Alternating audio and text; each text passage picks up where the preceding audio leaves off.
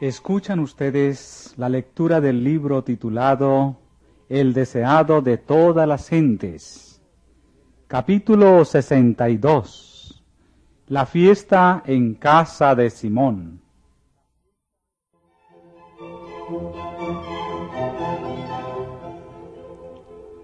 Simón de Betania era considerado discípulo de Jesús. Era uno de los pocos fariseos que se habían unido abiertamente a los seguidores de Cristo. Reconocía a Jesús como maestro y esperaba que fuese el Mesías, pero no le había aceptado como Salvador. Su carácter no había sido transformado, sus principios no habían cambiado.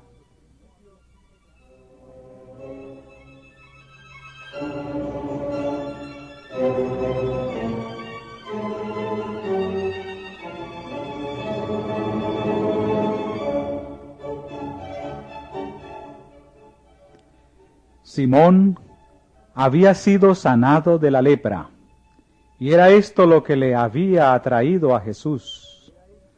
Deseaba manifestar su gratitud, y en ocasión de la última visita de Cristo a Betania, ofreció un festín al Salvador y a sus discípulos. Este festín reunió a muchos de los judíos. Había entonces mucha excitación en Jerusalén. Cristo y su misión llamaban la atención más que nunca antes.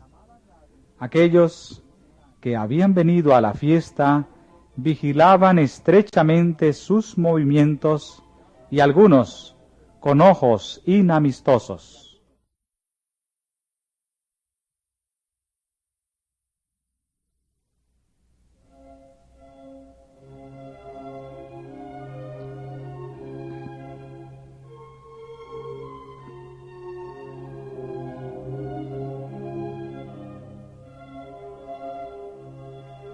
El Salvador había llegado a Betania solamente 6 días antes de la Pascua, y de acuerdo con su costumbre, había buscado descanso en la casa de Lázaro. Los muchos viajeros que iban hacia la ciudad difundieron las noticias de que él estaba en camino a Jerusalén y pasaría el sábado en Betania. Había gran entusiasmo entre las gentes. Muchos se dirigieron a Betania, algunos llevados por la simpatía para con Jesús y otros por la curiosidad de ver al que había sido resucitado.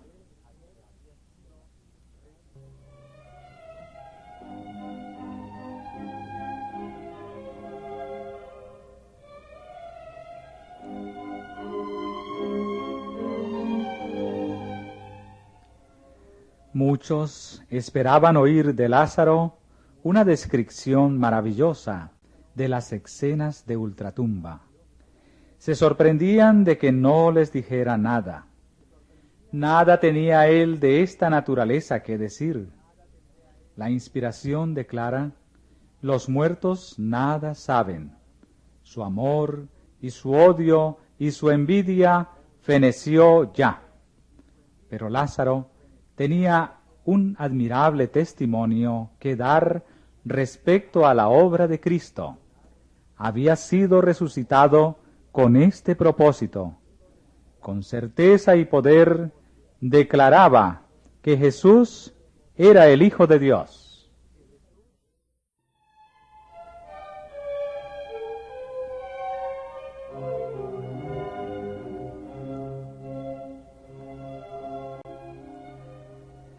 Los informes llevados de vuelta a Jerusalén por los que visitaron Betania aumentaban la excitación. El pueblo estaba ansioso de ver y oír a Jesús. Por todas partes se indagaba si Lázaro le acompañaría a Jerusalén y si el profeta sería coronado rey en ocasión de la Pascua. Los sacerdotes y gobernantes veían que su influencia sobre el pueblo estaba debilitándose cada vez más, y su odio contra Jesús se volvía más acerbo. Difícilmente podían esperar la oportunidad de quitarlo para siempre de su camino. A medida que transcurría el tiempo, empezaron a temer que al fin no viniera a Jerusalén. Recordaban cuán a menudo había frustrado sus designios criminales y temían que hubiese leído ahora sus propósitos contra él y permaneciera lejos. Mal podían ocultar su ansiedad y preguntaban entre sí: ¿qué os parece que no vendrá a la fiesta?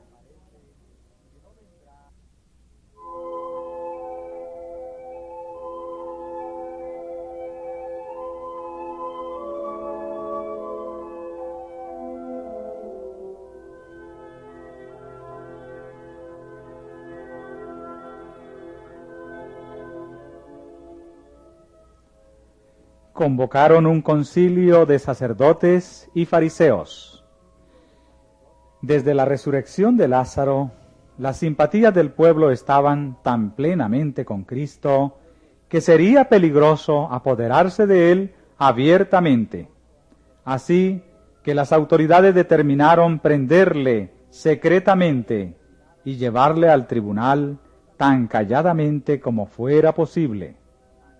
Esperaban que cuando su condena se conociese, la voluble corriente de la opinión pública se pondría en favor de ellos.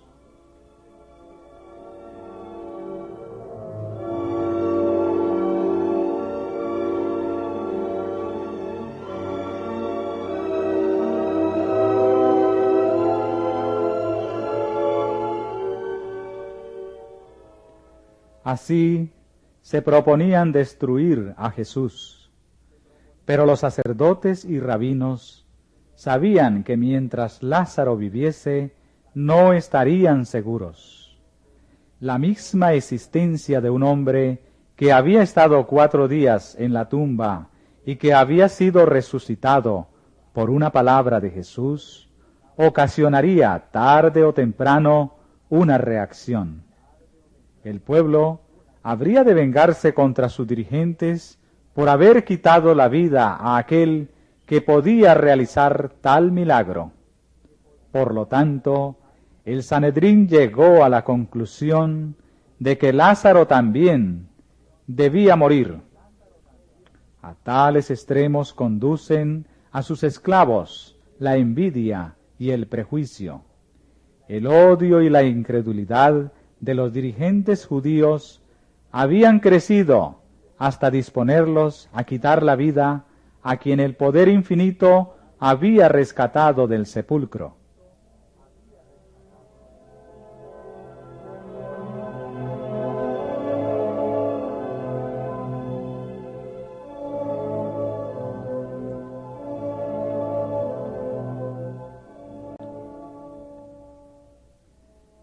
Mientras se tramaba esto en Jerusalén, Jesús y sus amigos estaban invitados al festín de Simón.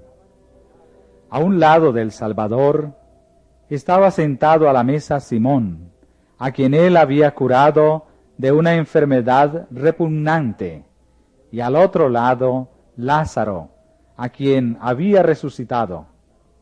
Marta servía, pero María escuchaba fervientemente cada palabra que salía de los labios de Jesús. En su misericordia, Jesús había perdonado sus pecados, había llamado de la tumba a su amado hermano, y el corazón de María estaba lleno de gratitud. Ella había oído hablar a Jesús de su próxima muerte, y en su profundo amor y tristeza había anhelado honrarle. A costa de gran sacrificio personal, había adquirido un vaso de alabastro, de nardo líquido de mucho precio, para ungir su cuerpo. pero muchos declaraban ahora que él estaba a punto de ser coronado rey. Su pena se convirtió en gozo y ansiaba ser la primera en honrar a su Señor. Quebrando el vaso de ungüento, derramó su contenido sobre la cabeza y los pies de Jesús, y llorando, postrada, le humedecía los pies con sus lágrimas, y se los secaba con su larga y flotante cabellera.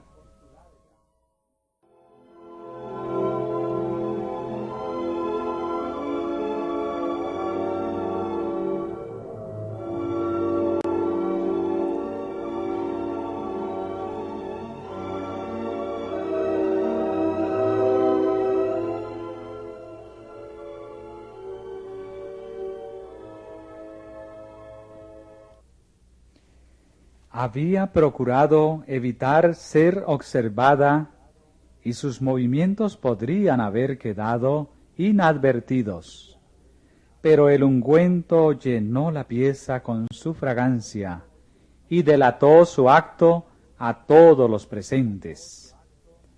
Judas consideró este acto con gran disgusto. En vez de esperar para oír lo que Jesús dijera sobre el asunto, comenzó a susurrar a sus compañeros más próximos críticas contra Cristo porque toleraba tal desperdicio. Astutamente hizo sugestiones tendientes a provocar descontento.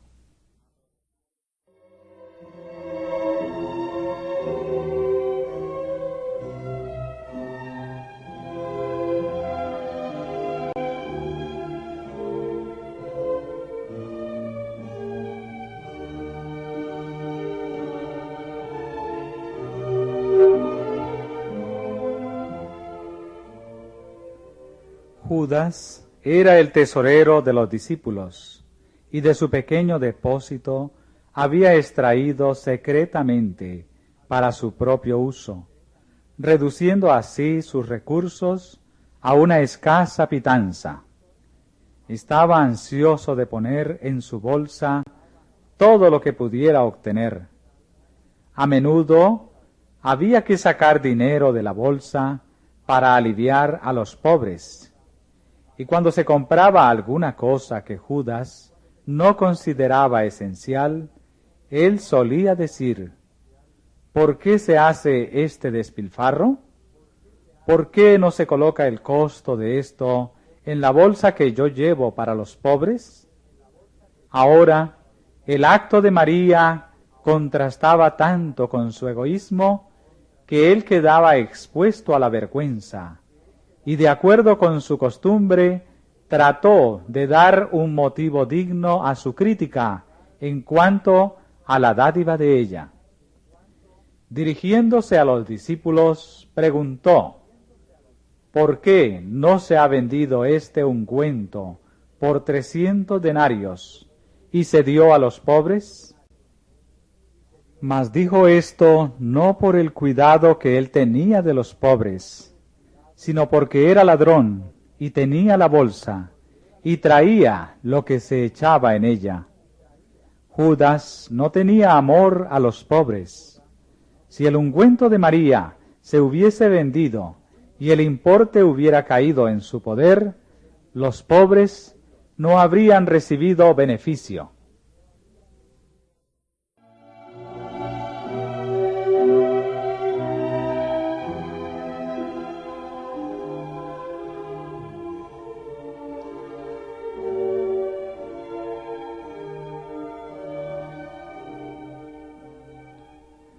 Judas tenía un elevado concepto de su propia capacidad administrativa. Se consideraba muy superior a sus condiscípulos como hombre de finanzas, y los había inducido a ellos a considerarlo de la misma manera. Había ganado su confianza y tenía gran influencia sobre ellos. La simpatía que profesaba a los pobres los engañaba, y su ártera insinuación los indujo a mirar con desagrado la devoción de María. El murmullo circulló la mesa. ¿Por qué se pierde esto? Porque esto se podía vender por gran precio y darse a los pobres.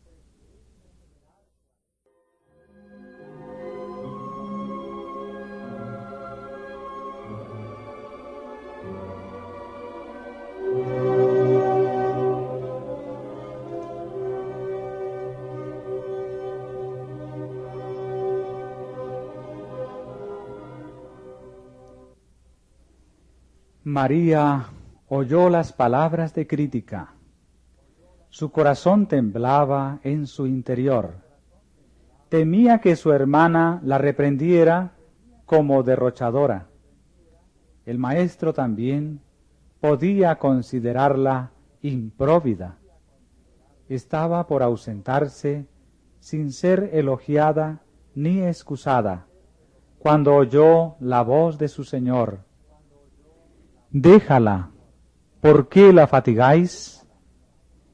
Él vio que estaba turbada y apenada. Sabía que mediante este acto de servicio había expresado su gratitud por el perdón de sus pecados e impartió alivio a su espíritu. Elevando su voz por encima del murmullo de censuras, dijo: Buena obra me ha hecho, que siempre tendréis los pobres con vosotros, y cuando quisiereis les podréis hacer bien. Mas a mí no siempre me tendréis. Ésta ha hecho lo que podía, porque se ha anticipado a ungir mi cuerpo para la sepultura.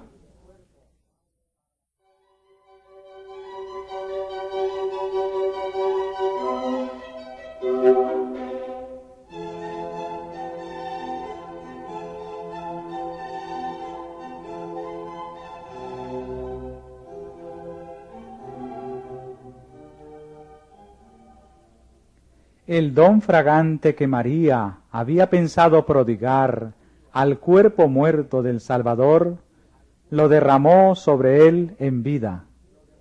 En el entierro, su dulzura sólo hubiera llenado la tumba, pero ahora llenó su corazón con la seguridad de su fe y amor. José de Arimatea y Nicodemo no ofrecieron su don de amor a Jesús durante su vida. Con lágrimas amargas trajeron sus costosas especias para su cuerpo rígido e inconsciente.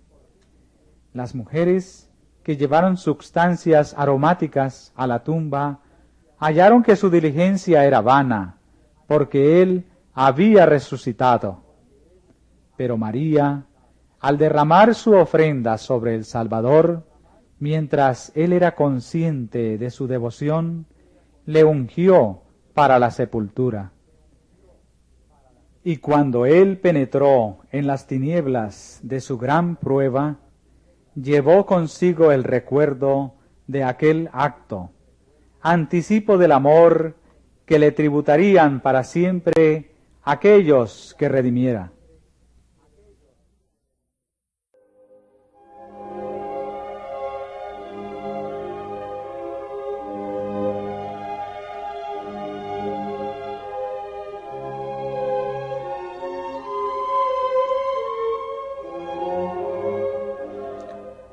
Muchos son los que ofrendan sus dones preciosos a los muertos.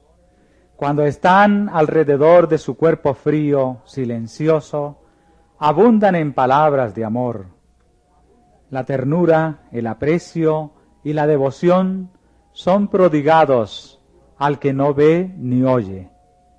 Si esas palabras se hubiesen dicho cuando el espíritu fatigado las necesitaba mucho, cuando el oído podía oír y el corazón sentir, cuán preciosa habría sido su fragancia.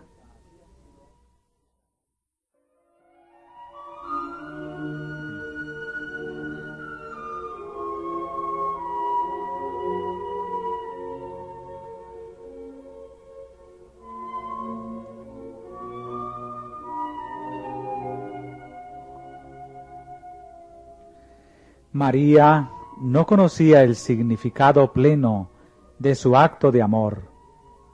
No podía contestar a sus acusadores. No podía explicar por qué había escogido esa ocasión para ungir a Jesús. El Espíritu Santo había pensado en lugar suyo, y ella había obedecido sus impulsos. La inspiración no se humilla a dar explicaciones. Una asistencia invisible habla a la mente y al alma, y mueve el corazón a la acción. Es su propia justificación.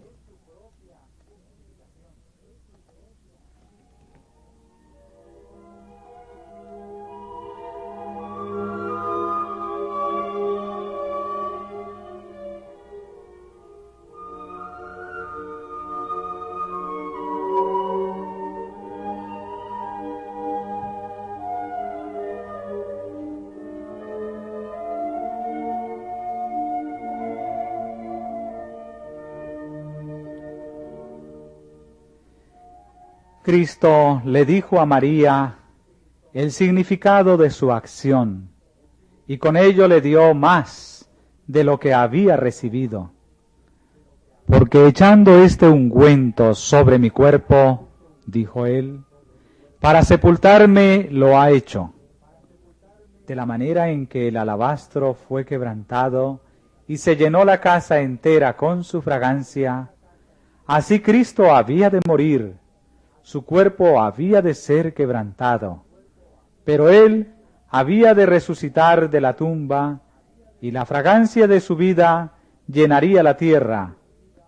Cristo nos amó y se entregó a sí mismo por nosotros, ofrenda y sacrificio a Dios en olor suave.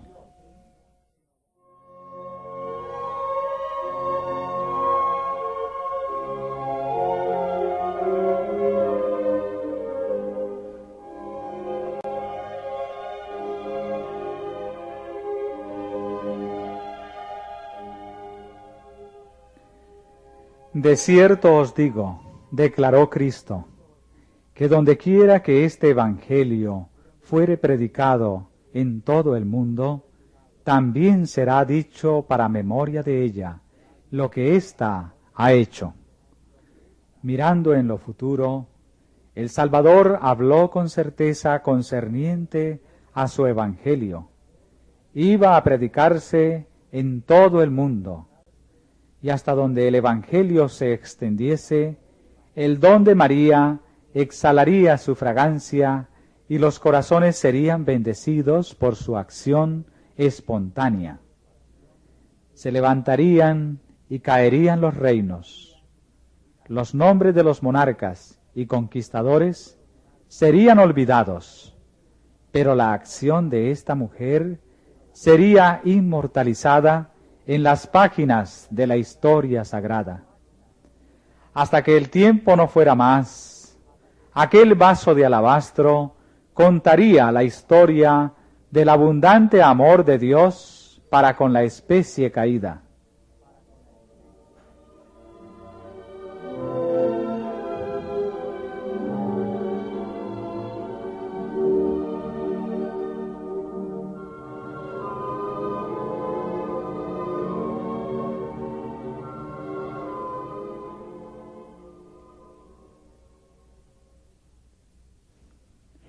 La acción de María estaba en pronunciado contraste con la que Judas estaba por realizar. Cuán terminante lección pudiera haberle dado Cristo a aquel que había sembrado la semilla de la crítica y los malos pensamientos en la mente de los discípulos. Cuán justamente el acusador pudiera haber sido acusado. Aquel que lee los motivos de cada corazón y entiende toda acción, pudo haber abierto ante los que estaban en la fiesta los capítulos oscuros de la vida de Judas. Podría haber desenmascarado la falsa pretensión sobre la cual el traidor basaba sus palabras. porque en vez de tener simpatía para con los pobres, él les robaba el dinero destinado a aliviarlos. ¿Podría Cristo haber excitado la indignación contra él, porque oprimía a la viuda, al huérfano y al asalariado? Pero si Cristo hubiese desenmascarado a Judas, esto se hubiera considerado como un motivo de la traición. Y aunque acusado de ser ladrón, Judas hubiera ganado simpatía hasta entre los discípulos. El Salvador no le censuró, y así evitó darle una excusa para traicionarle.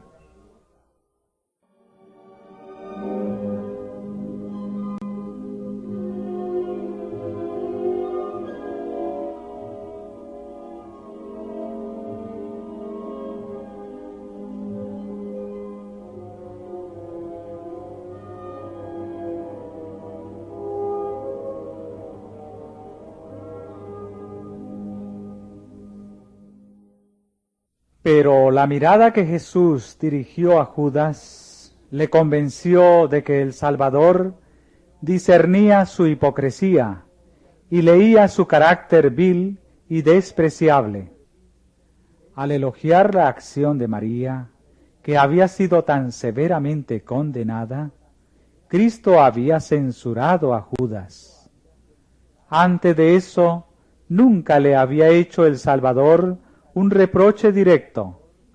Ahora, la reprensión había provocado resentimiento en su corazón y resolvió vengarse. De la cena fue directamente al palacio del sumo sacerdote, donde estaba reunido el concilio, y ofreció entregar a Jesús en sus manos.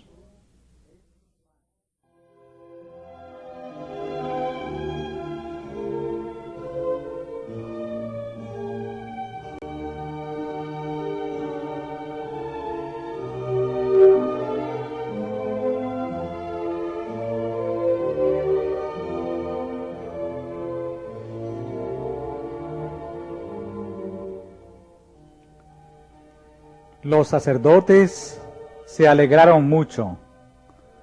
A estos dirigentes de Israel se les había dado el privilegio de recibir a Cristo como su Salvador, sin dinero y sin precio, pero rechazaron el precioso don que les fue ofrecido con el más tierno espíritu de amor constrictivo.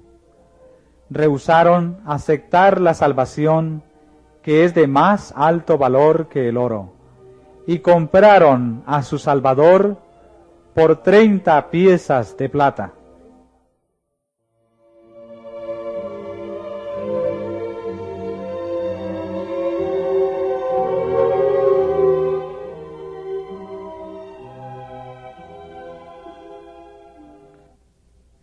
Judas se había entregado a la avaricia hasta que ésta había subyugado todo buen rasgo de su carácter. Envidiaba la ofrenda hecha a Jesús. Su corazón estaba lleno de celos porque el Salvador había sido objeto de un don digno de los monarcas de la tierra. Por una cantidad muy inferior a la que costaba el vaso de ungüento, entregó a su Señor.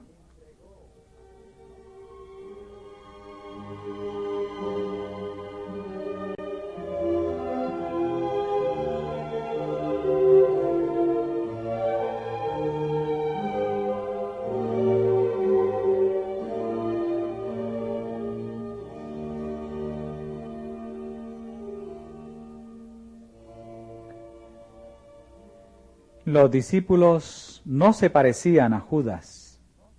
Ellos amaban al Salvador, pero no apreciaban debidamente su exaltado carácter. Si hubiesen comprendido lo que él había hecho por ellos, hubieran sentido que nada que se le ofrendaba era malgastado. Los sabios del Oriente, que conocían tan poco de Jesús, habían manifestado mejor aprecio del honor debido a él. Trajeron sus preciosos dones al Salvador y se inclinaron en homenaje delante de él, cuando no era sino un niño y yacía en un pesebre.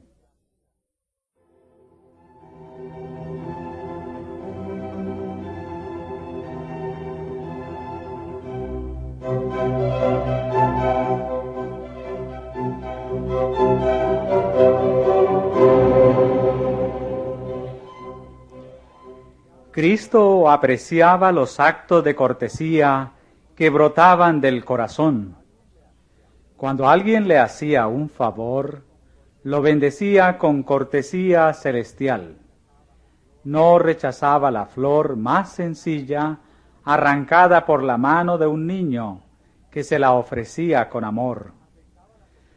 Aceptaba las ofrendas de los niños, bendecía a los donantes e inscribía sus nombres en el libro de la vida. En las Escrituras se menciona el ungimiento de Jesús por María para distinguirla de las otras Marías. Los actos de amor y reverencia para con Jesús son una evidencia de la fe en Él como Hijo de Dios. Y el Espíritu Santo menciona como evidencia de la lealtad de una mujer a Cristo: si ha lavado los pies de los santos, si ha socorrido a los afligidos, si ha seguido toda buena obra.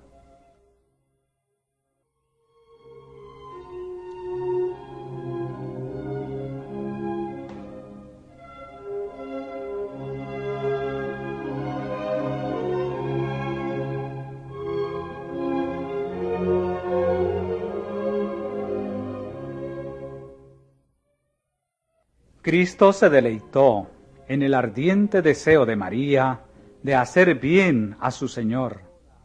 Aceptó la abundancia del afecto puro, mientras que sus discípulos no lo comprendieron ni quisieron comprenderlo. El deseo que María tenía de prestar este servicio a su Señor era de más valor para Cristo que todo el ungüento precioso del mundo, porque expresaba el aprecio de ella por el Redentor del mundo. El amor de Cristo la constreñía. Llenaba su alma la sin par excelencia del carácter de Cristo. Aquel ungüento era un símbolo del corazón de la donante. Era la demostración exterior de un amor alimentado por las corrientes celestiales hasta que desbordaba.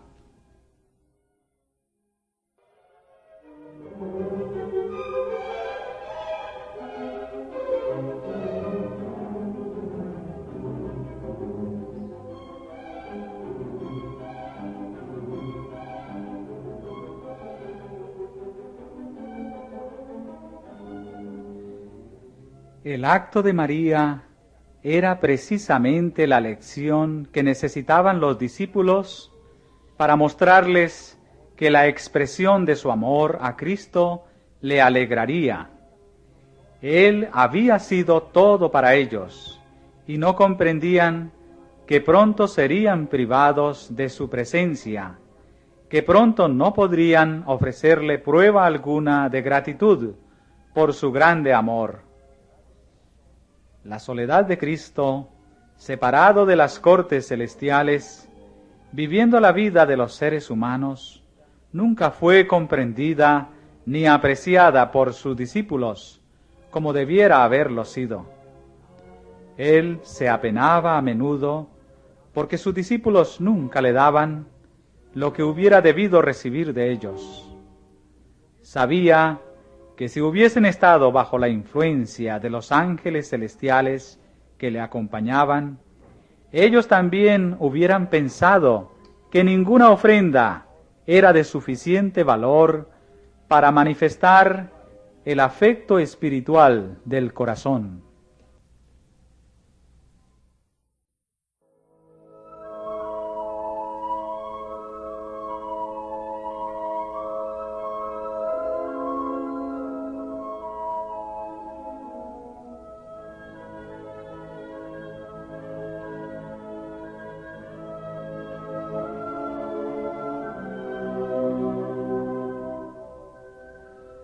Su comprensión posterior les dio una verdadera idea de las muchas cosas que hubieran podido hacer para expresar a Jesús el amor y la gratitud de sus corazones, mientras estaban junto a Él. Cuando ya no estaba con ellos, y se sintieron en verdad como ovejas sin pastor, empezaron a ver cómo hubieran podido hacerle atenciones que hubieran infundido alegría a su corazón. Ya no cargaron de reproches a María, sino a sí mismos. Oh, si hubiesen podido recoger sus censuras, su presentación del pobre como más digno del don que Cristo.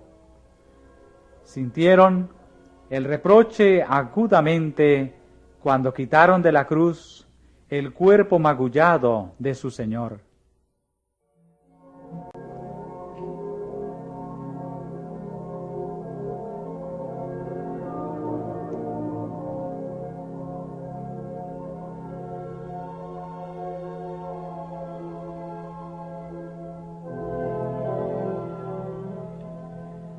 La misma necesidad es evidente en nuestro mundo hoy. Son pocos los que aprecian todo lo que Cristo es para ellos. Si lo hicieran, expresarían el gran amor de María, ofrendarían libremente el ungüento y no lo considerarían un derroche. Nada tendrían por demasiado costoso para darlo a Cristo. Ningún acto de abnegación o sacrificio personal les parecería demasiado grande para soportarlo por amor a Él.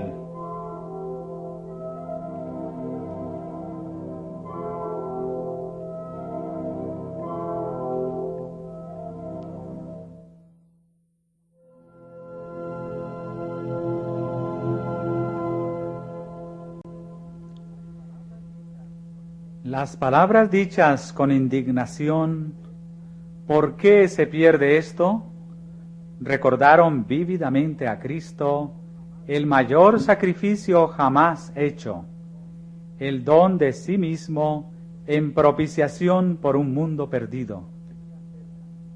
El Señor quería ser tan generoso con su familia humana que no pudiera decirse que Él habría podido hacer más.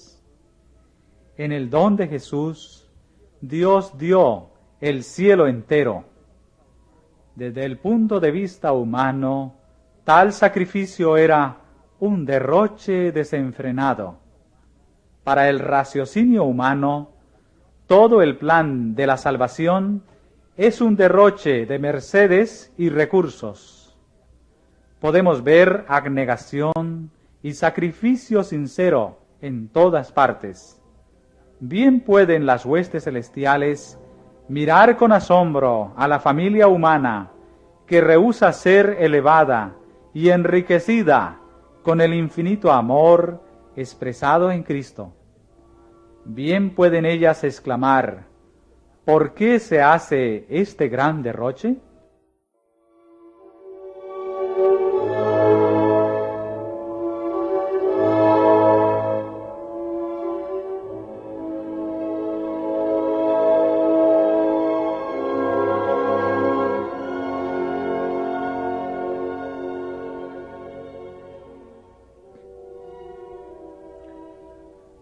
Pero la propiciación para un mundo perdido había de ser plena, abundante y completa. La ofrenda de Cristo era sumamente abundante para enriquecer a toda alma que Dios había creado. No debía restringirse de modo que no excediera al número de los que aceptarían el gran don. No todos los hombres se salvan. Sin embargo, el plan de redención no es un desperdicio porque no logra todo lo que está provisto por su liberalidad. Debía haber suficiente y sobrar.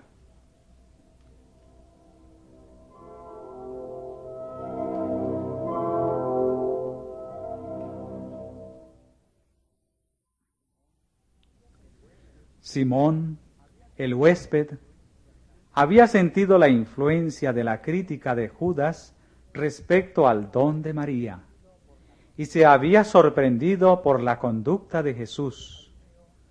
Su orgullo de fariseo se había ofendido. Sabía que muchos de sus huéspedes estaban mirando a Cristo con desconfianza y desagrado. Dijo entre sí: si fuera profeta, conociera quién y cuál es la mujer que le toca, que es pecadora.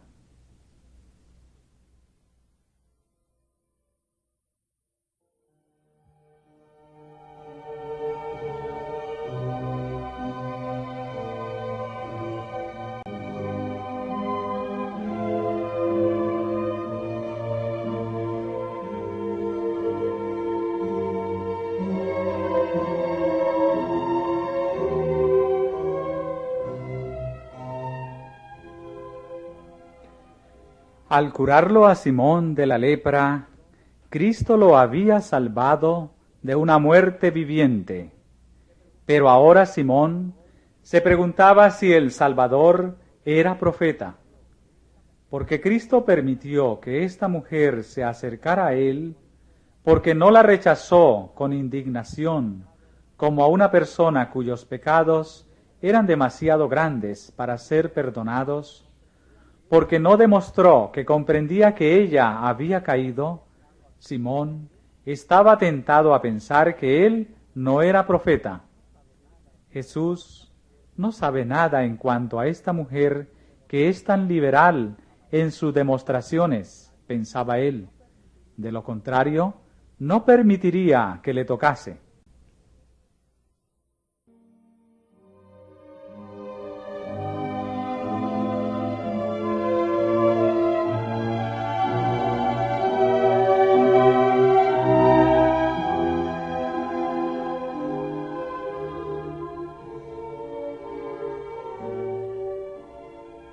Pero era la ignorancia de Simón respecto a Dios y a Cristo lo que le inducía a pensar así.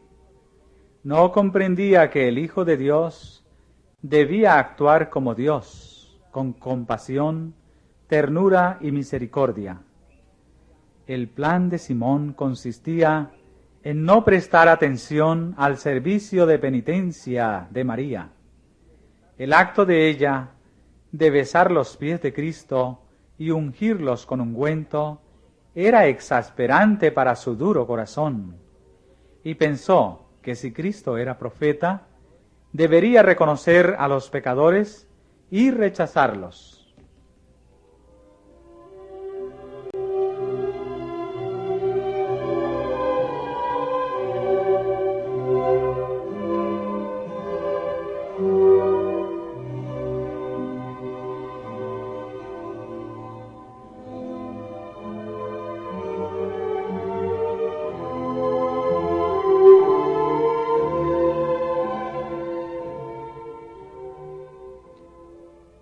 A estos pensamientos inexpresados contestó el Salvador: Simón, una cosa tengo que decirte.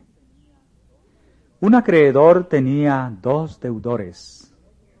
El uno le debía 500 denarios y el otro 50, y no teniendo ellos de qué pagar, perdonó a ambos.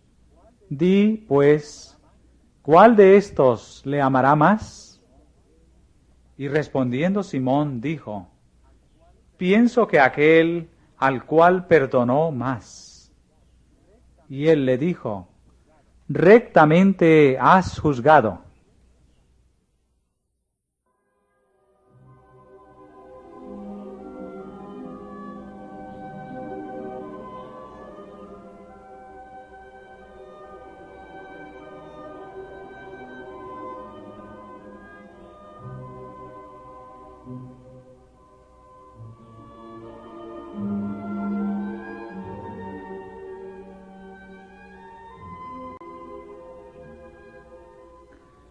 Como Natán con David, Cristo ocultó el objeto de su ataque bajo el velo de una parábola.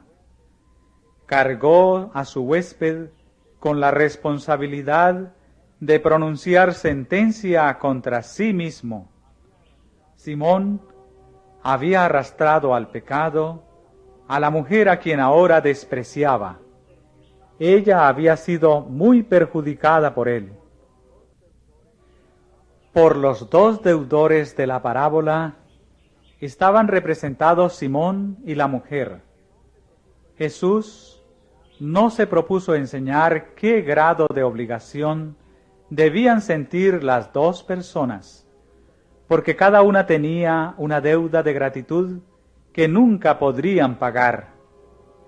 Pero Simón se sentía más justo que María, y Jesús deseaba que viese cuán grande era realmente su culpa. Deseaba mostrarle que su pecado superaba al de María en la medida en que la deuda de 500 denarios excedía a la de 50.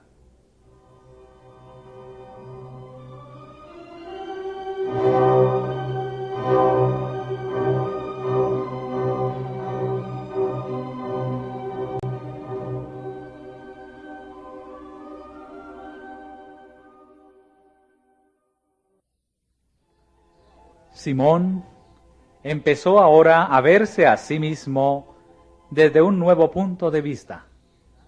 Vio cómo era considerada María por quien era más que profeta. Vio que, con penetrante ojo profético, Cristo había leído el corazón de amor y devoción de ella. Sobrecogido de vergüenza, comprendió que estaba en la presencia de uno que era superior a él.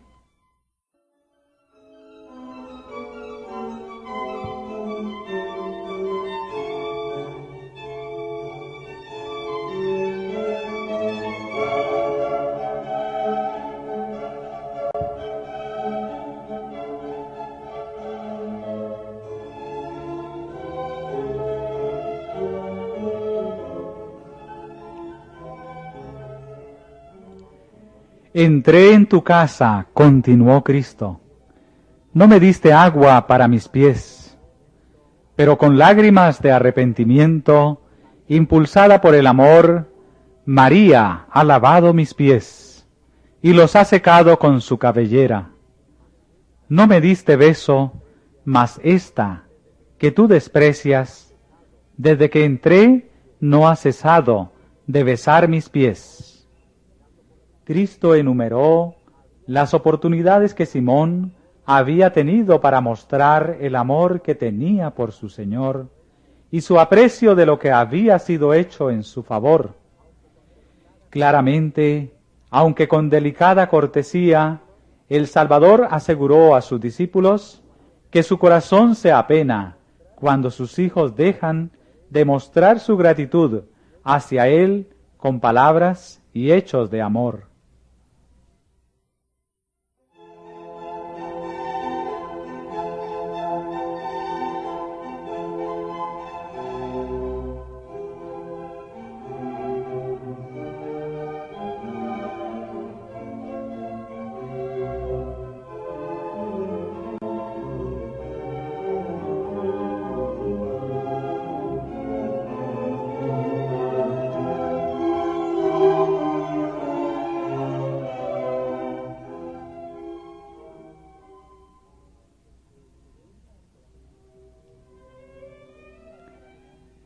El que escudriña el corazón leyó el motivo que impulsó la acción de María y vio también el espíritu que inspiró las palabras de Simón.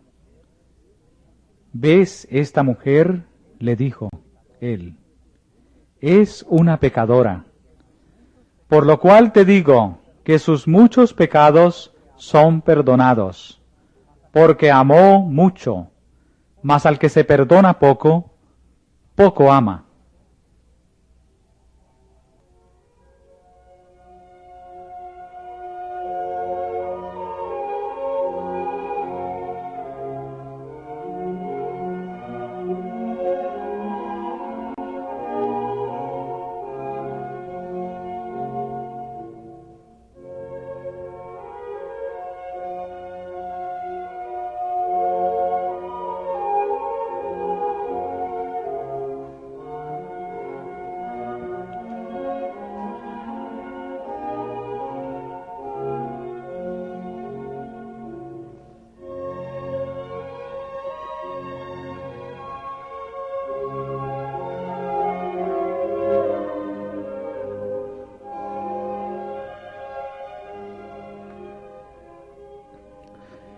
La frialdad y el descuido de Simón para con el Salvador demostraban cuán poco apreciaba la merced que había recibido.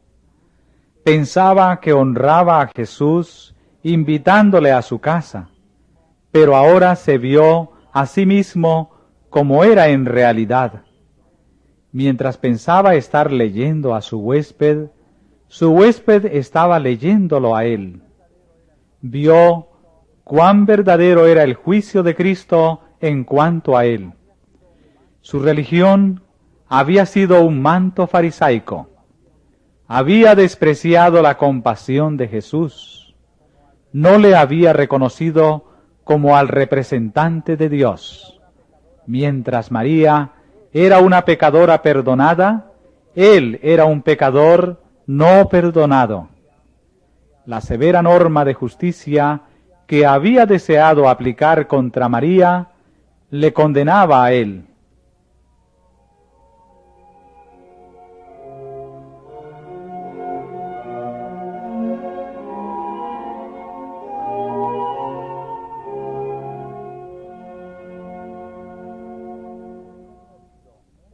Simón fue conmovido por la bondad de Jesús al no censurarle abiertamente delante de los huéspedes. Él no había sido tratado como deseaba que María lo fuese. Vio que Jesús no quiso exponer a otros su culpa, sino que, por una correcta exposición del caso, trató de convencer su mente y subyugar su corazón, manifestando benevolencia. Una denuncia severa hubiera endurecido el corazón de Simón contra el arrepentimiento, pero una paciente admonición le convenció de su error. Vio la magnitud de la deuda que tenía para con su Señor. Su orgullo fue humillado, se arrepintió, y el orgulloso fariseo llegó a ser un humilde y abnegado discípulo.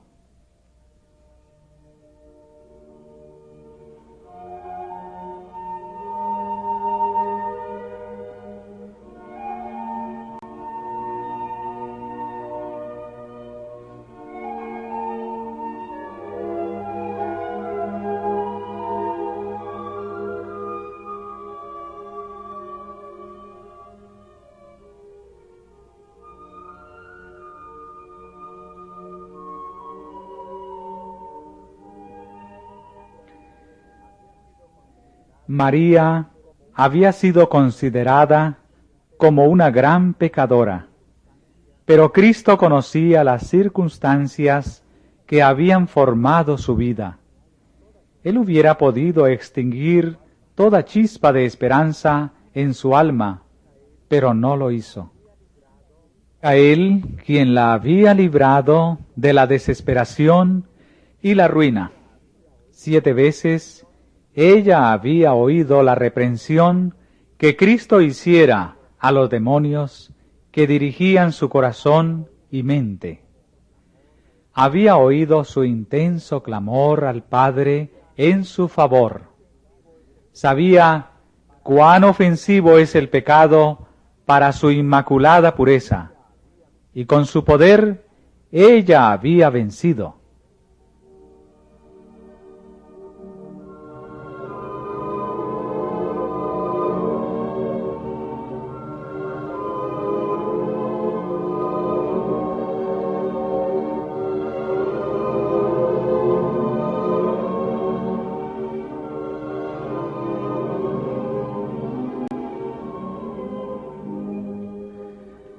Cuando a la vista humana su caso parecía desesperado, Cristo vio en María actitudes para lo bueno, vio los rasgos mejores de su carácter. El plan de la redención ha investido a la humanidad con grandes posibilidades, y en María estas posibilidades debían realizarse. Por su gracia, ella llegó a ser participante de la naturaleza divina. Aquella que había caído y cuya mente había sido habitación de demonios, fue puesta en estrecho compañerismo y ministerio con el Salvador. Fue María la que se sentaba a sus pies y aprendía de él. Fue María la que derramó sobre su cabeza el precioso ungüento y bañó sus pies con sus lágrimas. María estuvo junto a la cruz y le siguió hasta el sepulcro. María fue la primera en ir a la tumba después de su resurrección. Fue María la primera que proclamó al Salvador resucitado.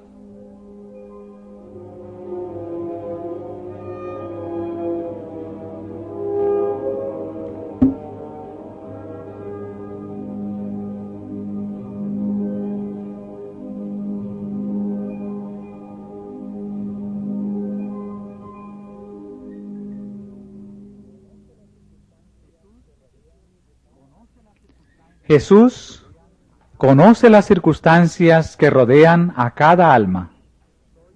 Tú puedes decir, soy pecador, muy pecador. Puede serlo, pero cuanto peor seas, tanto más necesitas a Jesús. Él no se aparta de ninguno que llora contrito. No dice a nadie todo lo que podría revelar, pero ordena a toda alma temblorosa que cobre aliento. Perdonará libremente a todo aquel que acuda a Él en busca de perdón y restauración.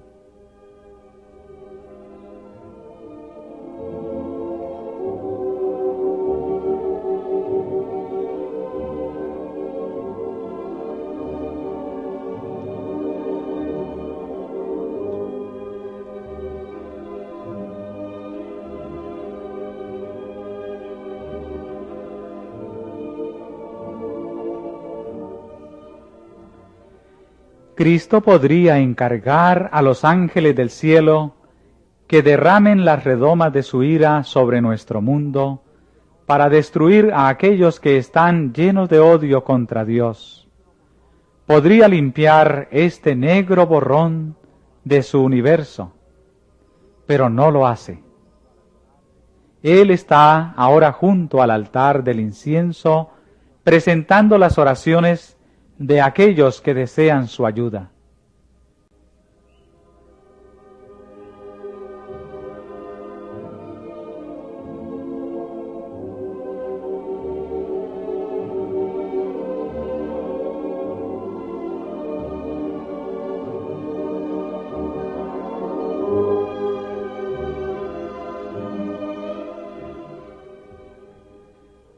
A las almas que se vuelven a Él en procura de refugio, Jesús las eleva por encima de las acusaciones y contiendas de las lenguas. Ningún hombre ni ángel malo puede acusar a estas almas. Cristo las une a su propia naturaleza divino-humana. Ellas están de pie junto al gran expiador del pecado, en la luz que procede del trono de Dios. ¿Quién acusará a los escogidos de Dios? Dios es el que justifica. ¿Quién es el que condenará? Cristo es el que murió. Más aún, el que también resucitó, quien además está a la diestra de Dios, el que también intercede por nosotros.